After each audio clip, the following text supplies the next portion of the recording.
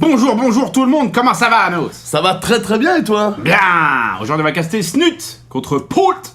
Et il s'agit de la game finale, d'une finale dont j'ai perdu, je crois que c'était une Go For. Ouais, exactement. Mais moi aussi j'ai perdu le truc, donc j'ai pas comment dire. On peut peut-être se tromper, on va dire. Mais en tout cas, il y a 2 partout. C'est la dernière game. Ouais. Polt contre Snut. Snut, grosse brute qui nous vient des pays du Nord. Et Polt, le bon Polt. Le Polty qui est reparti étudier à l'université.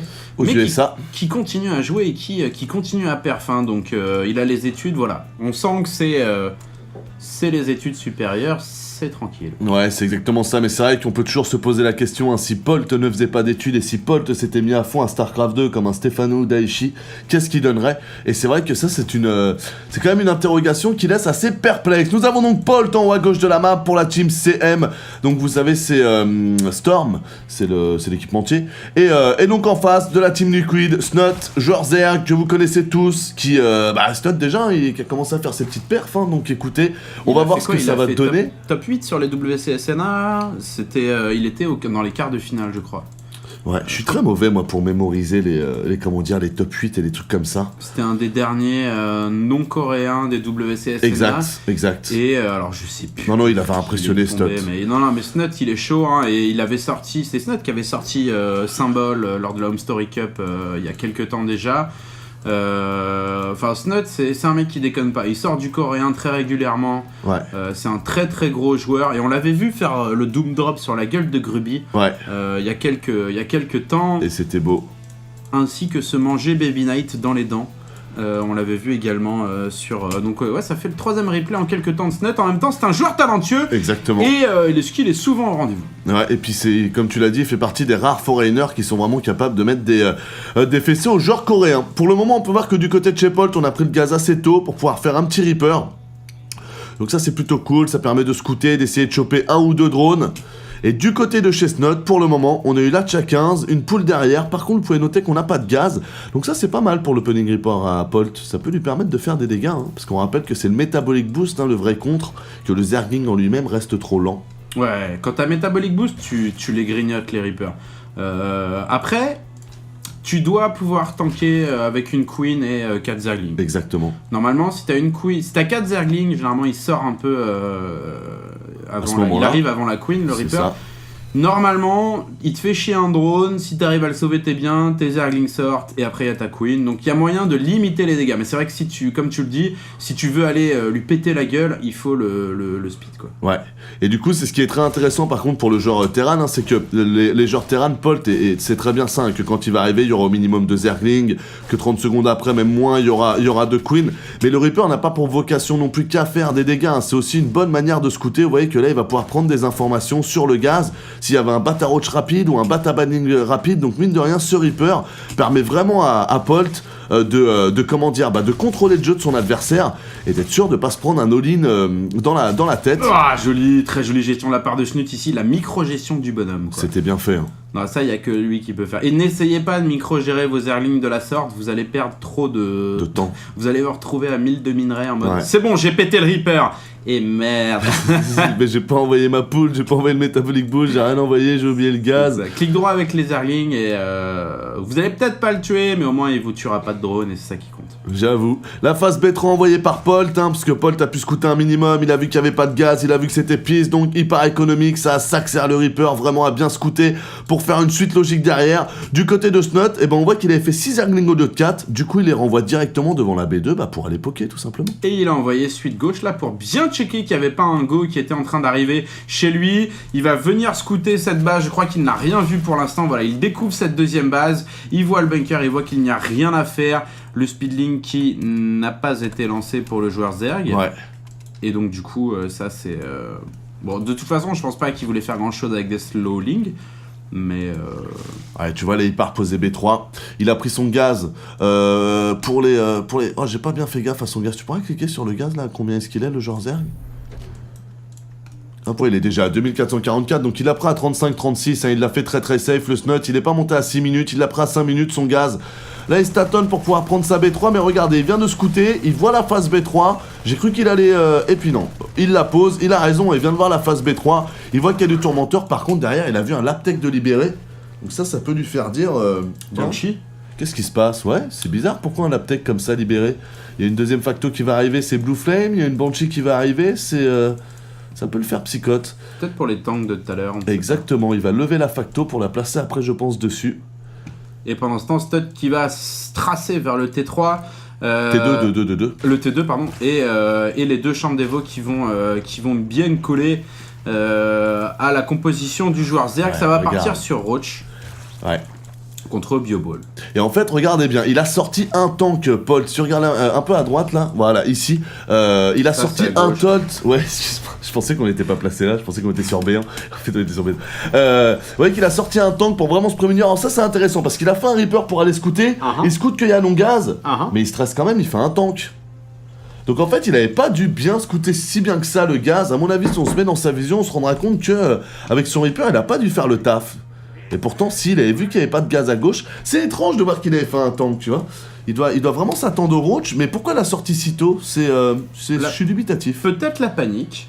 Peut-être il s'est rendu compte qu'il avait rien fait avec son Reaper et il s'est dit je compense. Peut-être de l'overreaction. Ouais, je mais ne le sais mec pas. avait pas de gaz en face. Même si le gars prend le gaz à 5 minutes, Oh, tu me merde. diras, s'il le prend à 5 minutes, c'est vrai qu'il peut t'envoyer des Roach à 7. Donc l'un dans l'autre, c'est pas faux. Une petite mine ici qui vient embêter. Et pour le moment, se note quand même un greedy, hein, parce que le mec, il l'a posé son départ non gaz et bah pour le moment, il y a personne qui l'embête, à part peut-être cette petite mine, mais bon.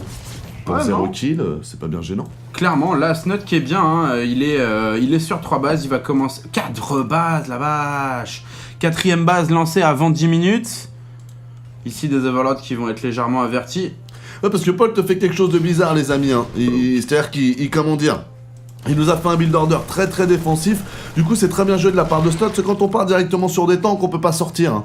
Vous allez pas sortir avec 15 marines, c'est 3 tanks, ça sert à rien. Le mec qui fait 50 zerglings, vous avez perdu que les tanks soient siégés ou pas. C'est pour ça que pour la peu de masse critique, moi je conseille plus les mines, et que par contre, dès que vous avez 30 ou 50 marines, là les tanks c'est intéressant, parce que le mec il peut arriver avec 300 zerglings, tu t'en fous, t'as déjà la masse marine, il arrivera pas à atteindre. Ce qui fait que là, il nous fait un BO très défensif, Snot l'a scouté, du coup Snot il se lâche, il fasse B4 quoi. Et il revient lui chier sur sa Et il base. revient chier, et Paul te peut pas sortir en plus, donc il peut même pas aller attaquer la B4, il a même pas de Medivac, parce qu'il a payé trop cher son premier tank. Tu vois ce que je veux te dire? Ouais. C'est assez bizarre ce que fait Paul pour le moment. Effectivement, bah, un tank qui n'a servi à rien, hein, c'est un tank qui a été fait trop tôt. Voilà, qui aurait pu être dépensé autre part, c'est comme normal. tout. Donc effectivement, une petite question au niveau de cette production du tank, mais on ne doute pas que Paul avait un plan derrière la tête. Clairement. Et ça part en face en mode Benling infestateur, les glandes pato-pato qui sont recherchées, pareil pour les unités de CAC. Et du coup ça va fungle Benling, ça fait très très mal aux compositions Marine Tank. Ouais. Une bonne vieille composition Wings of Liberty. Ouais, mais je suis content, moi je kiffe que je vois de plus en plus de Zerg ressortir l'infestateur et ça me fait plaisir parce que vraiment c'est une bonne unité, c'est comment dire, et je pense même qu'elle est essentielle hein, dans pas mal de compositions, donc non, moi je trouve ça vraiment cool que Snot envoie de l'infest. Attention ici, quelques roach chez Zergling pour aller voir la B3, voir un peu ce qui s'y passe. Paul, t'as vu qu'il y avait quelques roach, il va sûrement ramener juste un petit tank pour vraiment être sûr de pouvoir dire non. Et non, pour le moment il ramène pas de tank, il est confiant. Et tu me diras, Snot n'ose pas rentrer ses roach, donc bien joué de la part de Polt. Ça c'est son charisme naturel, tu vois ce que je veux te dire. Ça, tu rentres pas chez Polt comme ça déjà. Bien sûr. Déjà tu le toques, déjà de base, après tu demandes la permission, et après tu lui donnes un peu de kimchi. Et après peut-être tu peux rentrer chez Polt. C'est ça. Mais là clairement Snut qui avait pas le temps pour le kimchi, et du coup qui doit back. Et c'est Polt maintenant qui va sortir sur son timing, plus 1 d'attaque, plus 1 de défense, et la chier de Marine et de Medivac, tout simplement. Et c'est parti pour la grande colonisation ici. Il part attaquer avec 3 tanks, il a pas le plus 1 d'attaque des tanks les amis, je vous rappelle que les tanks ne one-shot pas les Zerglings à partir du moment où ils ont un plus 1 de défense, mais après dès que vous avez le plus 1 d'attaque, les Zerglings peuvent être 3-3, ça change rien, vous les faites en one-shot. Et là le problème c'est que, tu vois, s'il avait 6 mines, bah les mines ça les one-shot. Là il y va aux tanks, les tanks ça one-shot pas, là, il a pas le plus 1, donc j'ai peur pour Paul parce que on va dire qu'il va un peu dans la difficulté. Attention ici un gros run by, ça c'est bien fait de la part de Snot qui a dû sentir que le joueur partait attaquer. Du coup B3 attaque avec quelques bannings ici qui vont peut-être foncer directement dans la B2 ou dans quelques marines. Oh, échec total ici Ouais. pour l'instant. Paul qui vient de se prendre. Oh les tanks. Oh, excusez-moi, on va revenir sur cette Oh, fight. il s'est passé trop de trucs en même temps là. Donc Ok, là vous voyez il y a le run by. Ok, il est là, il le voit, le Oh fungle. là là, Premier comment- fungle. Ça c'est bien joué. Pendant le run-by, il lui fungle complètement la gueule ici. Snut qui se fout et qui se joue de la gueule de son adversaire ici et qui l'a complètement brain avec un vieux run-by. Il vient de lui prendre toute son armée. Ouais, et vous remarquerez, il donnait quelques Zerglings et quelques Roach pour vraiment être sûr que ce soit pas ces infestateurs qui prennent les coups de tank. Vraiment fait parfaitement bien de la part de Snot. On a le plus important en attaque des Zerglings qu'envoie. On aurait dit du saut à... Tu sais, du saut où tu fais des... Regarde, là il est déjà en train de brûler là. Ouais. Le mec il a fait l'Axel jusque là en 2 sauts. Bravo. On pourrait faire un mini-jeu concours de saut comme ça. Les Jeux Olympiques sur les tanks sur SC2, c'est énorme. Ok, le 3-3 qui est envoyé ici pour les Zerglings de Snut.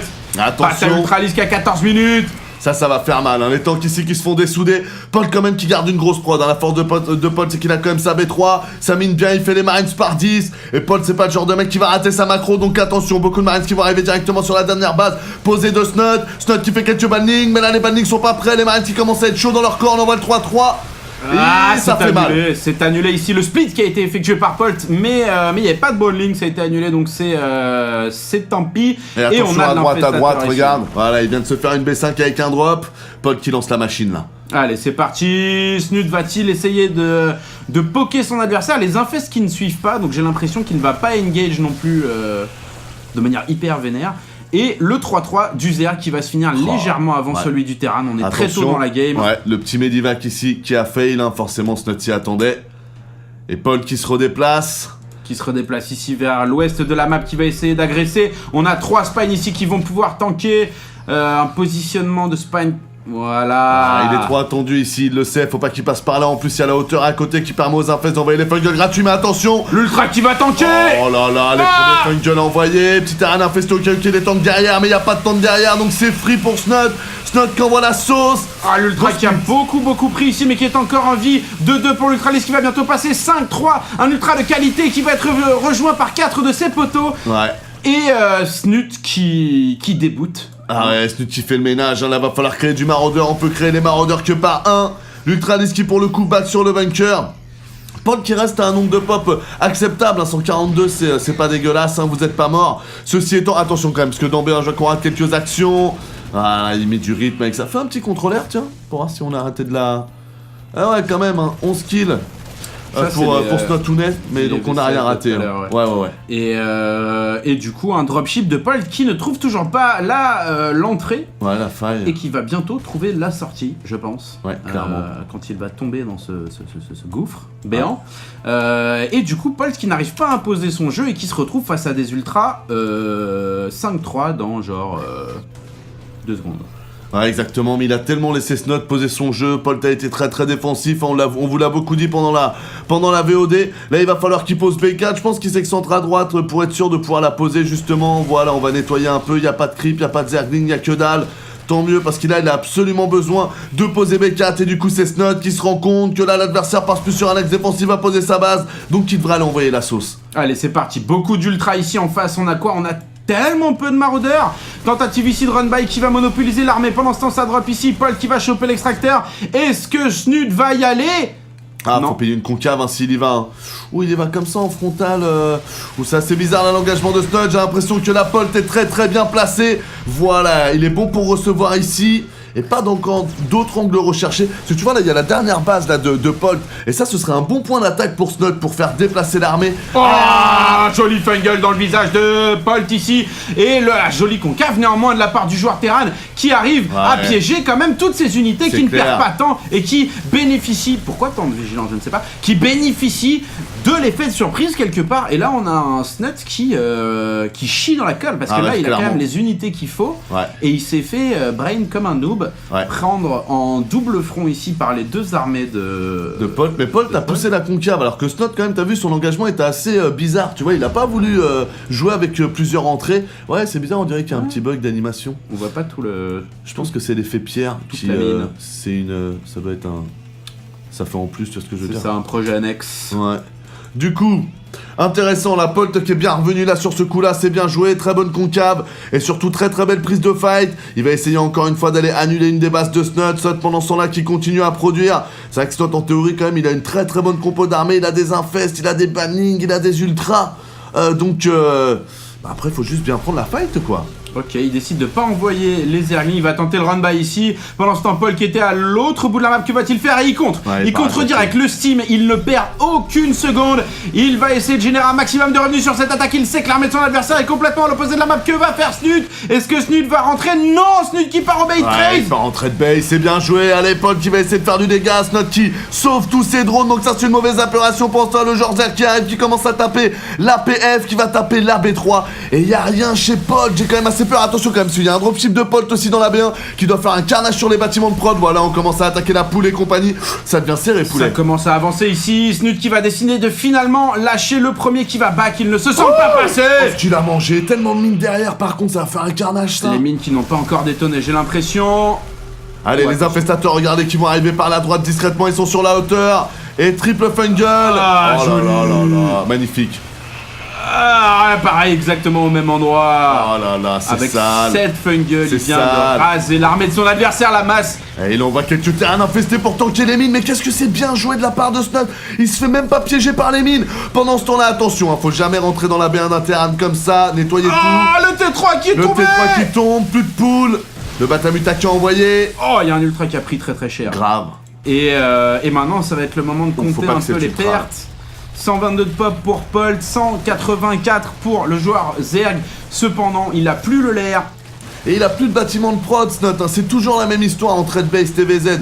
C'est que le terrain, en règle générale, il arrive à garder sa B1. Et s'il garde sa B1, il garde ses bâtiments de prod. Et donc au final, ça fait qu'il a toujours la capacité de reproduire. Alors que du côté de Chestnut, il est en galère de bâtiments de prod, il a perdu pas mal de hatcheries. Du coup, c'est... Allez, il est toujours là, Snut, hein. Mais... Il a l'avantage au niveau de la pop. Après, clairement, et je pense qu'il peut la gagner la game. Après, il a que de la pop, c'est-à-dire que ça. Là, au niveau récolteur, le terrain qui est repassé à 30. Et Snut qui, s'il repose 2-3 bases, se met très bien, hein, parce que il a un peu de banque. Ouais, il a un peu de banque. Il est à 200 de pop. Et c'est plutôt Polt là qui va devoir être hyper efficace sur ses moves. Joli sauvetage d'unité de la part du joueur Terran ici. Et non. Non. Et du coup, partie serrée, hein, on rappelle que c'est du 2-2, c'est finale de GoFort. Ouais.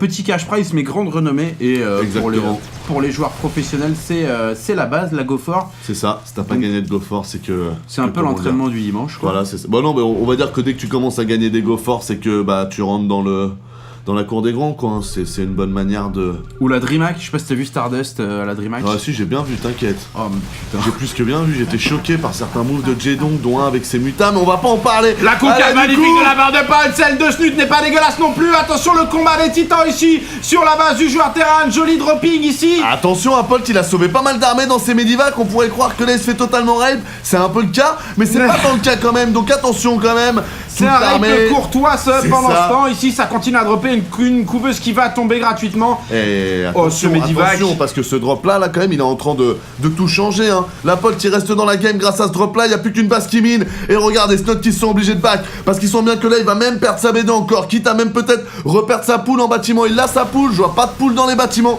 il vient de reperdre sa poule. Donc attention quand même, hein, parce que... Et ouais, pour moi, Snut n'a pas encore gagné là. Hein. Ouais, attention, fungal, joli fungal, magnifique. Bien joué. Ça, c'est le fungal de la game ici, Faut pas décharger, faut pas décharger. Ah, j'ai cru qu'il en avait pas d'autres. Il fallait peut-être décharger. Écoute pas, non, je peux jamais l'écouter. Ouais, ça marche, ça passe. Cadeau ici pendant ça, le joueur Zerg qui va se débarrasser de cette base. Polt qui n'a plus aucune ressource. Il ne mine plus il ne mine plus. Ouais, mais il fait Banshee. Heureusement, mais il y a qu'un corrupteur en face. Oh, le choix de la Banshee, c'est pas mal. Hein. Le choix de la Banshee, ça peut faire la diff. Attention, il y a 0 anti-aérien en face, à part les terrains infestés, je vous le rappelle, même si normalement on a toujours une Spire qui traîne, mais bon. Et ouais, la Spire est là, mais bon, il faut le... Si, il pourra au pire. Mais attention à l'effet de surprise quand même. 5 Ultralis qui vient d'être programmé. Le Bata Ultralis qui va tomber. Oh, il ramène tout. Il ramène tout sur 8 marines. Et c'est bien dommage, là, il y avait 5 ultras en production. Bon, normalement, c'est toi gagné, mais les mecs, attention. Parce que là, il n'y a plus de base, il n'y a plus grand chose. Le problème, c'est comment Polt va réussir à taper. Polt, il mine plus. Hein. Mais il a quand même pas mal de troupes. Hein. Il doit avoir 10 VCS. Ouais, t'as pas tort. Ça. Et ouais, c'est vrai qu'il faut lui enlever des VCS. Oh là là, si Polt il la gagne, comment c'est une belle game. Non, quelques vigilants qui sont envoyés, quelques changelins, excusez-moi. Sans écho, là, ça va être dur pour le terrain. Après, c'est faisable. Non, il peut s'empaler, Snut. Hein. Et si Snut s'empale, il a plus d'avantage derrière. Hein.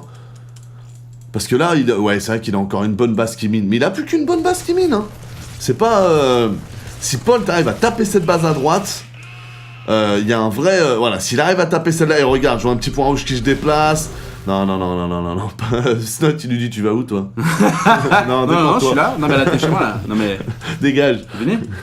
Ok, et à Allez, chaque fois, regarde Paul la qui pizza. avance en splittant. Le split de Dieu qui doit être parfait. Les maraudeurs qui doivent être positionnés. 190 de pop contre Les 89. Banshees, regardez les Banshees un peu en dessous qui focus ces infestateurs. Et petit à petit, il essaie de se faire les ultralistes. Quand ça descend, je pense Ça pas que ça va être passer quand même. chaud. Le GG qui va pas tarder à se faire à retentir ici, j'ai l'impression. 33 de population pour le joueur Terran ici, malgré un très joli 10 run. Polt, il en a rien à foutre. Allez, Oh là là, les c'est derniers beau ce qu'il ultras fait. qui tombent. Oh, c'est beau. Jolie micro-gestion néanmoins, mais on a tellement d'ultras sur la map. Allez, Je- 22 de pop, c'est plus jouable, les amis, ce n'est plus jouable. Il va la tenter, mais il y a 2-2, il le sait, c'est la fin de la compétition. Qu'est-ce qu'il va pouvoir tenter? Peut-être une diversion, et non, il n'y a pas de base ici. Ouais, c'est celle à droite qu'il fallait aller taper. Là, c'est peut-être sa seule petite erreur, mais est-ce qu'on peut appeler ça une erreur vu le nombre de moves magnifiques qu'il a fait? Je ne pense pas.